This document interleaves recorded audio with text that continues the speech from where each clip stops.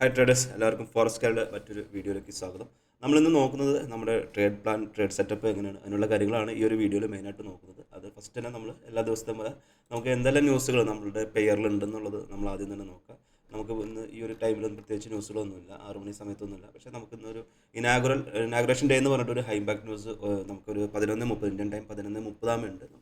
Trump ഇന്ന് അധികാരത്തിൽ കയറുന്ന ദിവസമാണ്. അപ്പോൾ അതുകൊണ്ട് തന്നെ എന്തൊക്കെ ആക്ടിവിറ്റീസ് ആയിരിക്കും മാർക്കറ്റിൽ ഉണ്ടാവാൻ സാധ്യതയുള്ളത്, അദ്ദേഹം പറയുന്ന ഓരോ വാക്കുകളും വളരെ ഇമ്പോർട്ടൻ്റ് ആയിരിക്കും. അതെല്ലാം ഗ്ലോബലിയും എഫക്റ്റ് ചെയ്യുന്നതാണ്. അതുപോലെ ഗോൾഡിനെയും USDനെ എഫക്റ്റ് ചെയ്യുന്നതാണ്. അതുപോലെ ട്രംപ് പുതിയ ബിറ്റ് കോയിനൊക്കെ ഇറക്കുന്നുണ്ട്. അപ്പോൾ അതൊക്കെ എങ്ങനെ ഗോൾഡ് മാർക്കറ്റിനെ എഫക്റ്റ് ചെയ്യും, അതേപോലെ തന്നെ ഗോൾഡ് മാർക്കറ്റിൽ നിന്ന് വോളിയംസ് ഒക്കെ കുറയുന്നതിൻ്റെ റീസൺസ് എന്തായിരിക്കും, അങ്ങനെയുള്ള കാര്യങ്ങളൊക്കെ ആയിരിക്കും മിക്കവരും ബിനാൻസിലേക്കൊക്കെ മാറാനുള്ള സാധ്യത ഉണ്ടാകുമ്പോൾ അങ്ങനെ അത്രയും കാര്യങ്ങളൊക്കെയാണ് ഇന്നത്തെ ന്യൂസ് ഇവൻറ്റിൽ വരാനുള്ളത്.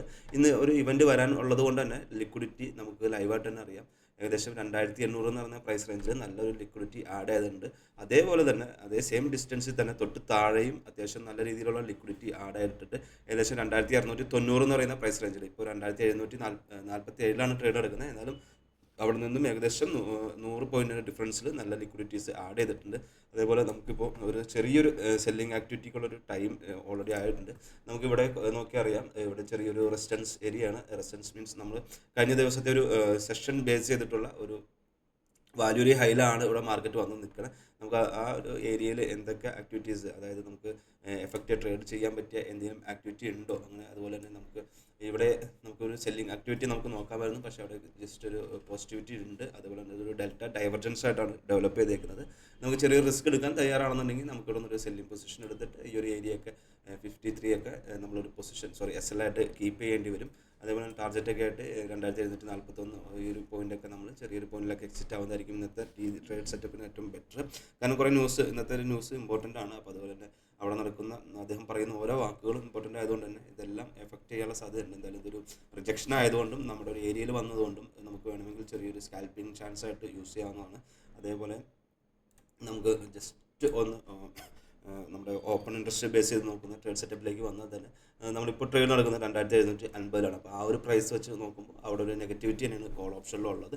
അപ്പോൾ അതുകൊണ്ട് തന്നെ ആ ഒരു റേഞ്ച് പെട്ടെന്ന് ബ്രേക്ക് ചെയ്യാനുള്ള സാധ്യത കുറവായിരിക്കും. പിന്നെ ഒരു പോസിറ്റിവിറ്റി 2765 കുറച്ചും കൂടി പിന്നെ ഉള്ളത്.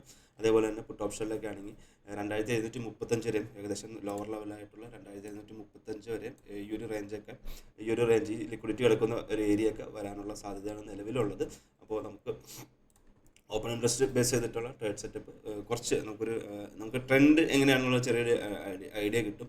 അത് നമുക്ക് മോർണിംഗിലൊക്കെ ആകുമ്പോൾ വളരെ കുറവായിട്ടുള്ള ഓപ്പൺ ഇൻട്രസ്റ്റ് ആയിരിക്കും. അപ്പോൾ അതുകൊണ്ട് മോർണിംഗിലുള്ള ഓപ്പൺ ഇൻട്രസ്റ്റ് ഒക്കെ ജസ്റ്റ് ഒരു ഇത് ചെയ്യാൻ വേണ്ടി നമ്മുടെ മൈൻഡ് ഒന്ന് ഏത് ഏരിയയിലേക്കാണ് പോകണമെന്ന് മാത്രം അറിയാൻ വേണ്ടി മാത്രം ഇത് ഓപ്പൺ ഇൻട്രസ്റ്റ് നോക്കാനായിട്ട് ബാർ ചാർട്ട് എന്ന് പറഞ്ഞ സൈറ്റിൽ പോയിട്ട് ഫീച്ചേഴ്സ് ഓപ്ഷൻ എടുത്തു കഴിഞ്ഞാൽ നമുക്കത് ആ ഒരു ഓപ്ഷൻ നമുക്ക് കിട്ടും. അതിൽ ഈ മാസത്തെ കോൺട്രാക്റ്റ് നോക്കുമ്പോൾ എവിടെയെല്ലാമാണ് സെല്ലേഴ്സ് ആക്റ്റീവ്, അല്ലെങ്കിൽ ഏത് ഓപ്ഷൻസിലാണ് സ്ട്രൈക്കിലാണ് കൂടുതൽ ഇത്, അങ്ങനെയുള്ള കാര്യങ്ങൾ നോക്കിയിട്ടാണ് ഇത് ചെയ്യുന്നത്. ഇന്ത്യൻ മാർക്കറ്റിലെ ഓപ്പൺ ഇൻട്രസ്റ്റ് നോക്കണ പോലെയല്ല, ഇതിൽ വളരെ ലെസ് ആയിട്ടുള്ള വോളിയമാണ് കുറവ്.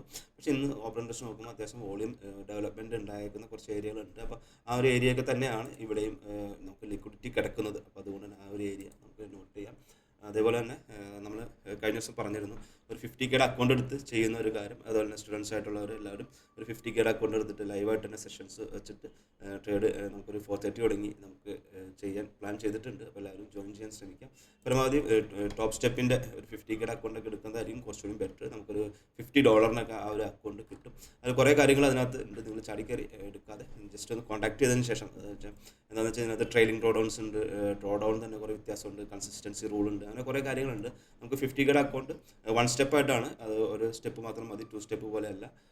മീൻസ് ഇപ്പോൾ ഫണ്ടി പിപ്സ് ഒക്കെ ആണെങ്കിൽ ഓരോ സ്റ്റെപ്പ് ഉണ്ടാവും, 2 സ്റ്റെപ്പ് ഉണ്ട്. അപ്പോൾ അതുപോലെ ഇതിൽ ഓരോ സ്റ്റെപ്പ് മാത്രമേ ഉള്ളൂ. അതേപോലെ എടുക്കാൻ പറ്റിയ നല്ലൊരു ഫേമാണ് അപ്പെക്സ് എന്ന് പറയുന്ന കമ്പനി. ഇവിടെ 50Kക്കൊക്കെ $167 കാണിക്കുന്നത്. ചില സമയങ്ങളൊക്കെ ഇവർ 90% ഓഫർ ഉണ്ടാവും. ഇപ്പോൾ നിലവിൽ 50% ഓഫറാണുള്ളത്. നമുക്കപ്പം $80 അടുത്ത് വരും. ഒരു 90% ഓഫറൊക്കെ ഈ മന്തിൻ്റെയൊക്കെ ആകുമ്പോൾ നോർമലി അപ്പെക്സിൽ ഉണ്ടാവാറുണ്ട്. അത്യാവശ്യം നല്ല പേ ഔട്ട് കൊടുക്കുന്ന കമ്പനികളാണ് രണ്ടിനും അതിൻ്റേതായ ഡ്രോബാക്സ് ഉണ്ട്. അപ്പോൾ അത് നിങ്ങളൊന്ന് ഇരുന്ന് സെർച്ച് ചെയ്തതിന് ശേഷം മാത്രം അക്കൗണ്ട് എടുക്കാം. പിന്നെ നമുക്ക് ന്യൂസിൻ്റെ കാര്യം പറഞ്ഞു, നമുക്ക് എന്തായാലും ഈ ഒരു ഏരിയയിൽ ഇപ്പോൾ നമുക്ക് ഇവിടെ ഒരു ഷോർട്ട് പൊസിഷൻ വേണമെങ്കിൽ ആഡ് ചെയ്യാവുന്നതാണെന്ന് നമ്മൾ പറഞ്ഞു. അതിൻ്റെ റീസൺസ് ഒരു റിജക്ഷൻ വന്നിട്ടുണ്ട്.